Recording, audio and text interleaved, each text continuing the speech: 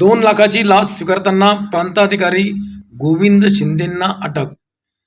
जुन्नर मनसर उपविभागाचे प्रांताधिकारी गोविंद शिंदे तसेच त्यांच्या कार्यालयातील लिपिक राहुल खैरनार या दोघांवर लाचलुचपत प्रतिबंधक विभागाने छापा टाकून त्यांना रंगेहात पकडले असल्याची अधिकृत माहिती हाती आली आहे.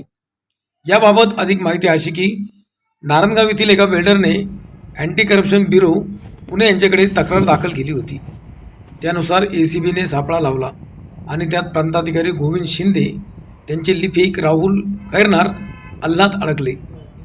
2 लाख रुपयाची लाच घेताना ACBने प्रांताधिकारी शिंदे आणि त्यांचे लिपिक खैरनार यांना रंगेहात पकडले.